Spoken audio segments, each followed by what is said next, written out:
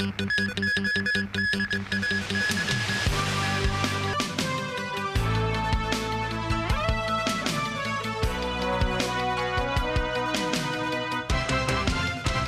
evening, I'm Melissa Hekalea, and this is TVB News. The Housing Authority will launch the Report Public Housing Abuse Award next Wednesday. Participants who provide information that leads to the successful recovery of abused units could be awarded up to $3,000. Samantha Lee reports. In a bid to prevent misuse of public housing, the government announced a report award scheme in the latest policy address. The Housing Authority has now revealed details about the scheme. Except for staff directly employed by the Housing Authority or the Housing Department, any person aged 16 or above can join the award. Participants may report suspected tenancy abuse cases by providing genuine and concrete information to the authorities through various channels, including hotlines and emails. Informants must provide their real names on the reports and will be interviewed by dedicated personnel to verify the accuracy of the information provided. The Housing Authority will provide a certificate of appreciation and offer a maximum cash reward of $3,000 to award participants who provide information that leads to the successful eviction of someone misusing a property. If one unit is being reported by several people, the assessment panel chaired by a directorate officer will examine such complicated cases and make the final decision. This man said $3,000 might not be a great incentive, but he would consider reporting his neighbor, whom he has not seen for a long time, citing that public rental housing should be allocated to the needy.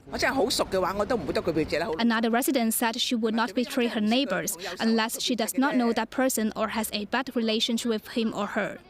Lawmaker Lam Man Kwong, a committee member of the Housing Authority, thinks the report scheme targets covert cases as standard declarations had previously exposed abuse of public housing. He suggested the report scheme should take privacy issues into account if the information is named on the appreciation certificate. Samantha Lee, TVB News.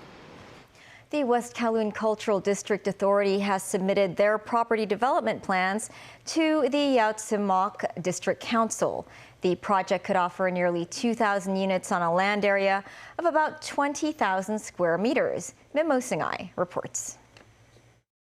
The proposed property development project is located on Austin Road West. The West Kowloon Cultural District Authority hopes to build 7 buildings on roughly 21,000 square meters of land, providing 1,995 units. The buildings will be located opposite West Kowloon Station and near the 2 private luxury housing developments, the Harborside and the Arch. The new plan includes a total floor area of almost 140,000 square meters, with 20% of the area designated for retail shops and restaurants.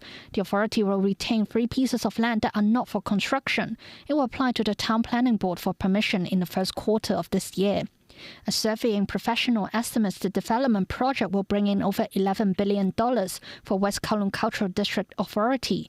In July last year, the Executive Council conditionally approved the authority to sell residential property to help with financial difficulties. Memos 9, TVB News. Professor Dennis Lo Yuk Ming has taken office as the 9th president of the Chinese University of Hong Kong. He pledged to enhance the institution's international standing, as well as communication between the governing council and students. Dennis Lo met with reporters at the college this morning. He said he's served CUHK for 27 years, calling the institution his second home. He said he's committed to improving the school's international status. Lo, a molecular biologist, was an associate dean of medicine at the university. He's also a member of the Chief Executive's Policy Unit Expert Group. He said he'll meet with staff, students, and alumni this week. 2 women were charged under the Aviation Security Ordinance after they allegedly scuffled during a Cathay Pacific Airways flight from Japan to Hong Kong. The flight involved was CX-581, which flew from Sapporo to Hong Kong on Monday night. A Cathay spokesperson said the 2 passengers were engaged in disruptive behavior after the aircraft landed.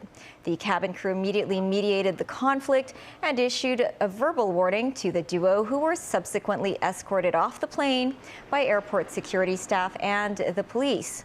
The police said a 32-year-old woman from Hong Kong injured her forehead, while a 60-year-old woman from the mainland complained she had chest pain, but both refused to be hospitalized. At least 126 people have lost their lives in a powerful earthquake that struck Tibet in southwestern China on Tuesday. Over 46,000 affected residents have been resettled, while rescuers continue their work in search of survivors under the rubble. Danny Zhou reports. Frantic rescue efforts in Tibet's Jakarta city are hampered by winter temperatures that dip to as low as -18 degrees Celsius. Firefighters, police officers and soldiers worked in frigid conditions within the first 72 hours of golden period after the quake. A large number of tents were erected to provide temporary shelters. At least 188 people sustained injuries, and many were transported to hospital by soldiers. At around 9:05 a.m. on Tuesday, a magnitude 6.8 tremor struck Dingzhi County in Jakarta, where the average elevation is around 4,500 meters along the Himalayan border with Nepal. Building debris littered the streets. Thousands of houses were toppled in the barren and sparsely populated region. There were dozens of aftershocks in the epicenter of CUHK township. The Quake Relief Department said much of their current work is focused on setting up tents and checking livestock and materials. In Changshu Township, the most severely affected area, all 40 rural houses in the village were crumbled, with some totally collapsed. The Air Force was also deployed as President Xi Jinping called for all-out efforts to minimize casualties. Rescuers pulled out over 400 survivors from the rubble overnight, and electricity has resumed in most surrounding towns and villages. Vice Premier Zhang Guoqing, who arrived at the quake-hit zone earlier, visited quake victims at tent camps and hospitals and inspected ongoing rescue operations. He said heating and supplies must be given to affected residents and stressed post-disaster reconstruction must be accelerated. Danny Zhou, TVB News. South Korea's court has granted an extension to the arrest warrant for impeached President Yoon Suk-yeol. But Yoon's supporters staged a rally on Wednesday to oppose his impeachment near the presidential residence in Seoul.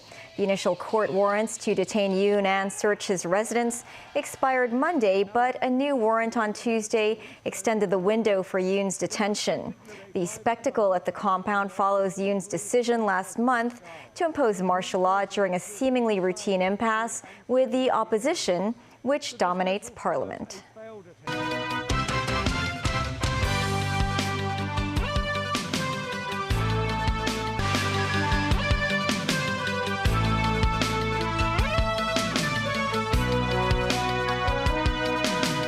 Welcome back to TVB News. Facebook and Instagram owner Meta has announced changes to content moderation on Facebook and Instagram, long sought by conservatives. Daniel Rao tells us more. Facebook and Instagram owner Meta announced it's scrapping its third-party fact-checking program and replacing it with community notes written by users, similar to the model used by Elon Musk's social media platform X. Meta CEO Mark Zuckerberg acknowledged the changes are in part sparked by political events, including Donald Trump's victory in the US presidential election. Zuckerberg said the recent elections also feel like a cultural tipping point towards once again prioritizing speech, and claimed fact-checkers had been biased.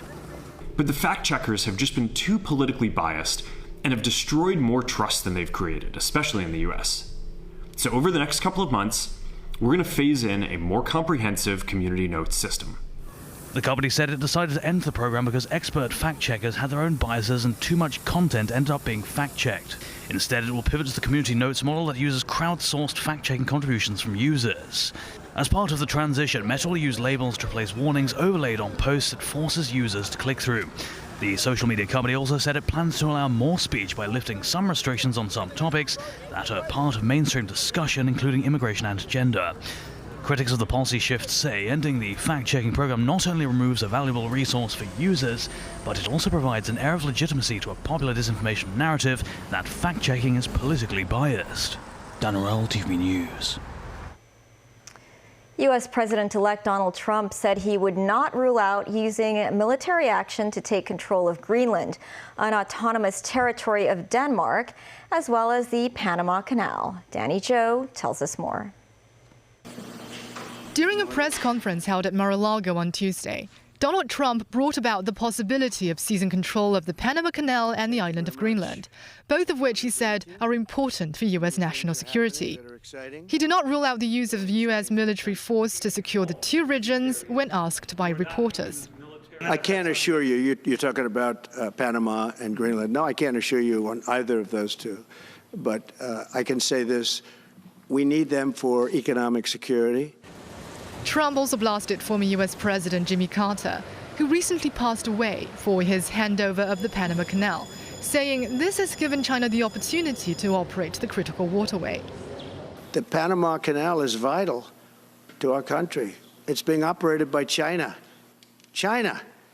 And we gave the Panama Canal to Panama. We didn't give it to China. And they've abused it. They've abused that gift. It should have never been made, by the way. Giving the Panama Canal is why Jimmy Carter lost the election, in my opinion. In addition to this, Trump questioned the legitimacy of Denmark's claim to Greenland and vowed to tear up Denmark at a very high level if it does not hand sovereignty over Greenland to the U.S.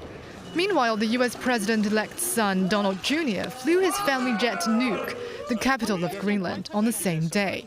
Donald Jr. had no meetings planned with government officials and called his visit a personal day trip. Danish Prime Minister Mette Frederiksen responded Greenland belongs to the Greenlanders and the island is not for sale. The U.S. is an important ally of Denmark, she said, adding she did not believe Washington will use military or economic power to secure control over Greenland. The Panamanian government on Tuesday reiterated the sovereignty of its canal was non-negotiable. Trump has threatened to make Canada the 51st state of the U.S. in recent days. He escalated his remarks at Tuesday's presser, saying he will use economic force in doing so. Trump's latest remarks prompted Canada's outgoing Prime Minister Justin Trudeau to respond on social media. Trudeau said there isn't a snowball's chance in hell that Canada would become part of the United States. Danny Zhou, TVB News. The body of U.S. former President Jimmy Carter will continue to lie in state in Washington after observance in his native Georgia. His funeral will take place on Thursday. Tracy Furness has more. The funeral procession of former President Jimmy Carter arrived at the U.S. Navy Memorial, where his casket was transferred from a hearse to a horse-drawn caisson. Relatives of the former president joined the funeral procession, walking from the memorial towards the Capitol building. Once at the Capitol, he received a gun salute fired from cannons. A bipartisan delegation of members of Congress were led into the Capitol Rotunda for a short service celebrating Carter's faith, military service and devotion to service, including his hands-on contributions to building homes for those in need through Habitat for Humanity. To be sure, the years of his presidency were not without international crises or challenges, but his legacy of global leadership is well established. In Asia, he instituted full diplomatic relations with China, which he would later call one of the most historically significant accomplishments of his presidency. Carter's remains had been lying in repose at the Carter Presidential Center in Atlanta since Saturday, returning to Washington for 3 days of state funeral rites starting Tuesday, culminating in a state funeral Thursday at Washington National Cathedral, where President Joe Biden will deliver a eulogy. Tracy Furness, TVB News. French far-right leader Jean-Marie Le Pen, known for his fiery rhetoric against immigration, has died at the age of 96. Founder of France's far-right National Front, Le Pen was a polarizing figure in French politics. He was known for his fiery rhetoric against immigration and multiculturalism, which earned him both staunch supporters and widespread condemnation. His controversial statements, including Holocaust denial, led to multiple convictions and strained political alliances. In 2011, his daughter Marine Le Pen rebranded the party to National Rally to shed its bad image and expand its electoral appeal. And back locally, a lawmaker said the government should not allow individuals who have moved overseas to enjoy some local welfare benefits. The government said they have no plans to make any adjustments. In a Legislative Council meeting today, lawmaker Edward Leung said some overseas Hong Kong people will return to the city for public hospital services. He said such a practice will incur additional public expenditure and the government should prevent it. Secretary for Health Lo Chung-Mao said it's difficult for authorities to keep an eye on the number of emigrated individuals returning to the SAR. He said authorities do not plan to implement an inspection mechanism. That's the news. Thanks for watching. Good night.